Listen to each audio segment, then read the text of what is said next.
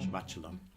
There's a meditation that I like to do sometimes. I've done it outside and inside of services and meditation classes. In the service, it's usually around the Shema. I've done this with people of all ages, and it's not my unique idea. I wish I remember where I first learned of it, but I've seen it done in many different variants. It goes something like this. You think of the person that you love the most in the world. It doesn't matter if they're in the room with you or far away. It might even be someone who has passed.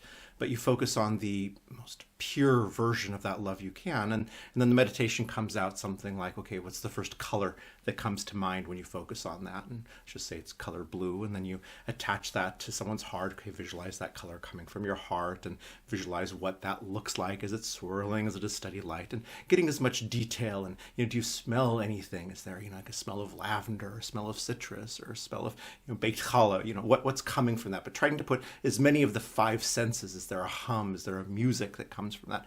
Until we have this full picture, and then we visualize that person and attach all of that that we have, all the sensory equipment that we have in that light rope, and we attach it to their heart, and we feel how brilliant that is, and then we attach that same thing to the person that we most despise in the world.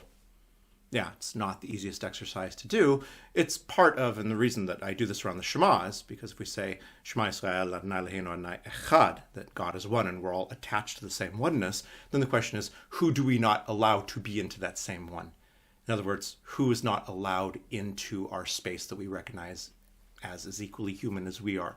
And it's a smack in the face, and it's difficult, and it's cold water, and none of us are able to do it. None of us are tzaddik, and so we don't have the ability to love everyone in that way, but it's that challenge. It's that ability to see in the moment that the ideals that we hold for ourselves, we don't really reach, and then it puts some goals in place for us to be able to reach. Now, in this day and age, after Moloch the algorithm came into being, we could just as easily say, think of the group to which we most identify and figure out all those emotions and, the strength that we get from that and the learning we get from that and the sense of comfort we get from that, or even the sense of challenge we get from that, and then take all of that and place that on the group that we despise the most. And it does pretty much the same thing, but I would actually say that that's maybe even harder, as we are being kind of programmed right now to be able to do anything but that, to have any resonance whatsoever with any group with whom we disagree. And so with that in mind, I want to show how this played a little bit of a part in our narrative tradition. This week, our weekly Parashat Shavua is Yitro. So Jethro, oftentimes, we hear in the English language, and Yitro was Moses' father-in-law, Zipporah's father. He was a priest of the people of Midian, and every time you see Yitro's name, it's with Midian next to that. Interestingly enough, the name for priest that's used here is Cohen, and that's a sermon for a different day. But this is important for a variety of reasons, among them just what we've been talking about. It's a little bit surprising. It's a little bit shocking every time we see the level of importance Yitro has in the tradition and then the association with Midian. So a little bit of what's in our narrative tradition that makes Midian a little bit problematic. Well, there's two major parts of our tradition that shows that Midian is not necessarily who we consider our nearest and dearest beloved neighbor or group. And the first one we get to in the book of Numbers, and that is the quote-unquote sin of the Bal Peor. And interestingly enough, it is Moabite women who are also put in the same category as Midianite in a lot of different ways, but people who cause us to go astray after a different kind of worship, a different kind of God. But at the end of this, we actually have a Midianite woman who ends up with a Hebrew man, and the two of them are killed. The story of the Bal Peor is one of the more brutal parts of our Torah to read. And after this incident, we are to go and attack the Midianite people in a pretty brutal way. And I'll let you read the story yourself. It's not in Parashat Yitro, but that's the first association that we have with Midian when we look at our narrative. The second one is one of the earlier stories in the book of Judges. The book of Judges, just if you haven't read it, it is one of the most interesting, bloody and violent, but just complicated and fascinating books in the entire Tanakh.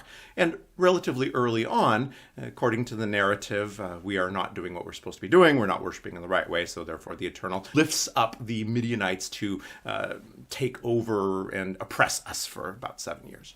And that's biblical language for we sinned, so therefore we have someone else who comes and takes us over. It's the reasons that are given for the Assyrians attacking the north. It's the reasons given for the Babylonians attacking the southern kingdom, etc., etc. So the Midianites are an instrument of God in the narrative to show us that we're not worshiping in the right way by coming in and taking over these people who don't worship in the right way, according to our narrative. Either way, this is highly problematic. It would be like, for my American friends, to use an analogy that we might get, this would be like having a press conference with the Philadelphia Eagles and all you ever say is, everything I've learned is from the Dallas Cowboys. All right, if you're not an American sports fan, this is like having the trainer of Union in a press conference say, the best people, the best players, and the best narrative in the world comes from Man U.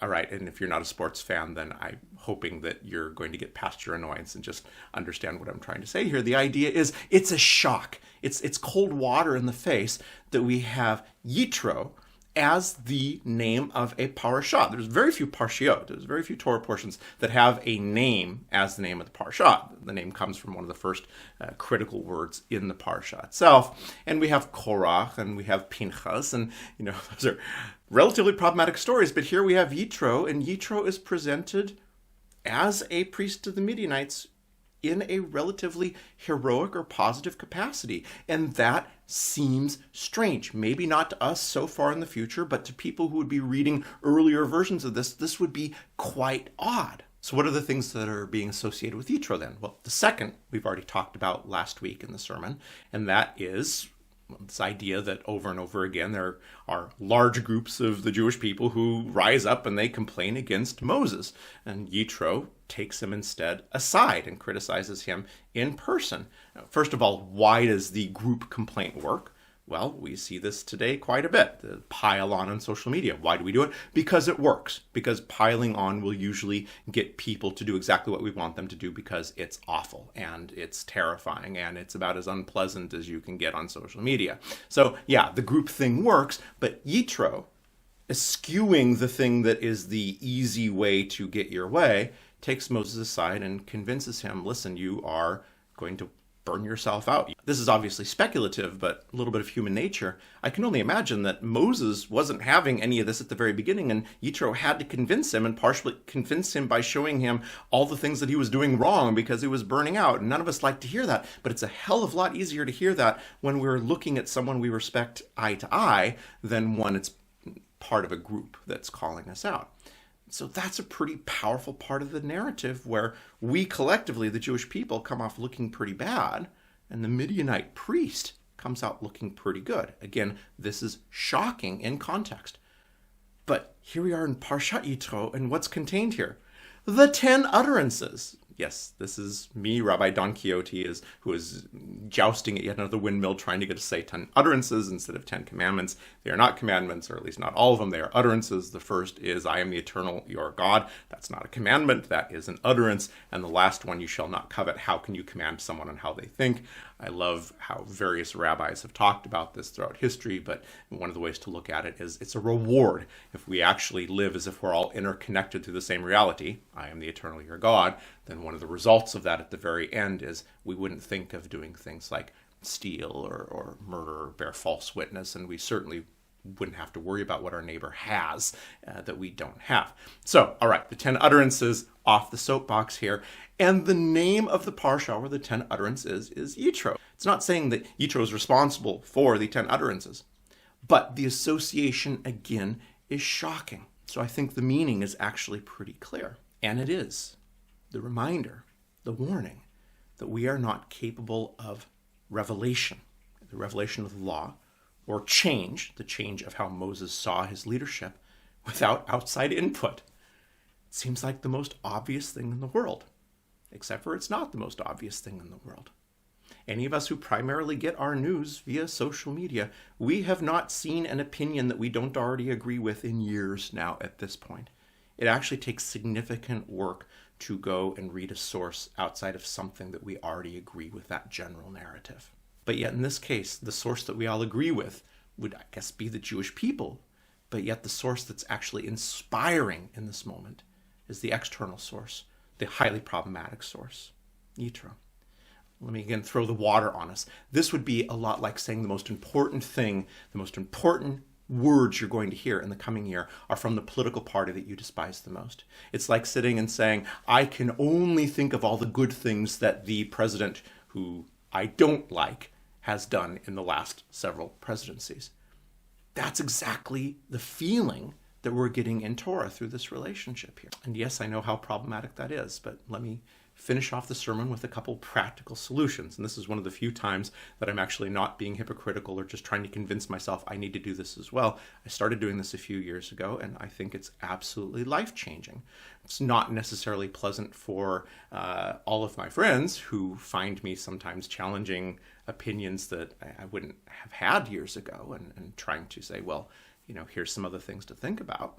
But let's start with maybe what the easier one is. 100 years ago, maybe not the easier one, but let's look at religion for a second. So people are on this channel both from Judaism and people curious about Judaism.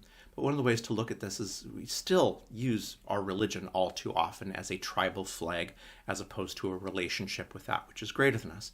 So if we're seeing this as a tribal flag, one of the reasons is because we know very little about other religions. And if we know about them via the worst representatives of them, right? How many times do we judge someone or react to the very worst version that we've seen? Usually religions have a lot more than that. And there's a very easy way to get around this. It takes work, but I'm going to suggest it's very powerful work. And that's go to the next interfaith meeting you can. Now, sometimes they're not necessarily easy or available, and sometimes interfaith is limited to the Abrahamic faiths. When I say interfaith, I mean if you can get to a place that has Buddhists and Hindus and Shinto and native storytellers, whatever it is that has that larger amount, one by one, over the course of time, go to someone in a different religion and say, what would be the book that you would want me to read, or the lecture to go to, or whatever it is that would help me understand something. I understand it's only a tiny bit I can understand, but something about you from your perspective.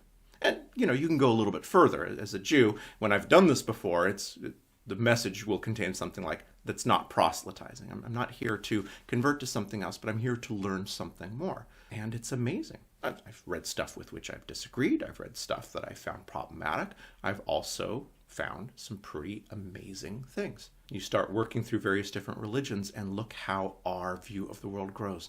Again, not for the purpose. And I know people in my congregations over the years have gotten really annoyed when I quote other religions. Good. I'm glad I annoyed you if you're one of those people, because we should be challenged with things that we're not aware of. I'm not trying to convert anyone to anything. It's forbidden in Judaism. I'm very comfortable with being Jewish, and I'm very comfortable with being a rabbi.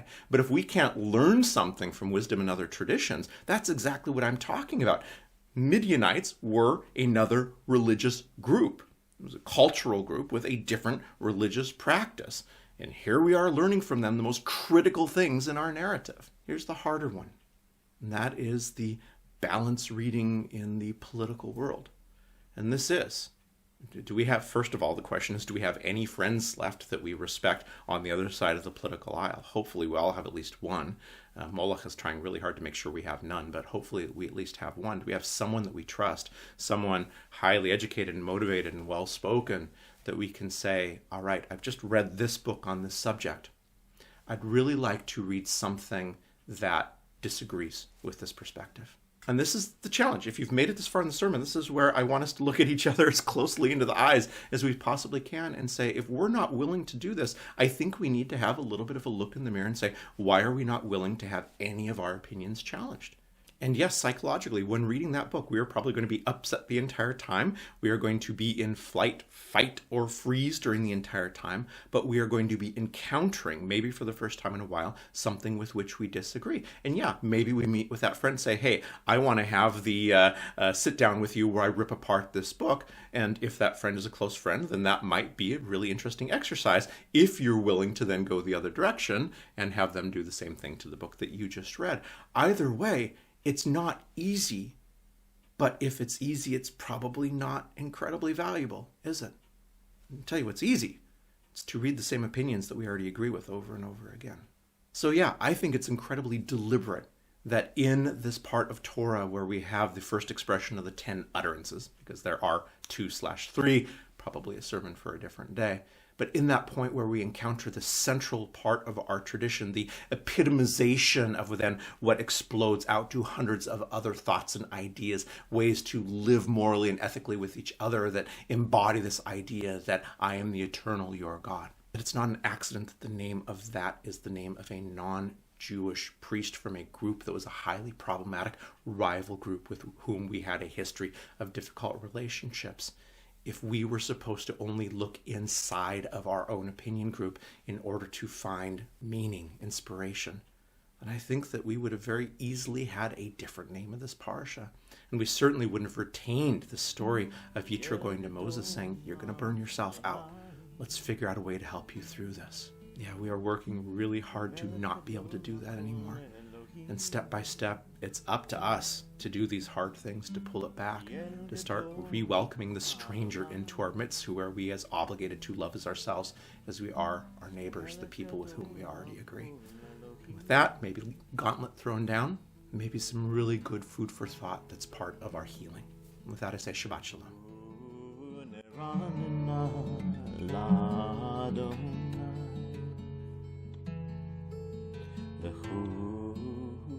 Neranna, Ladon.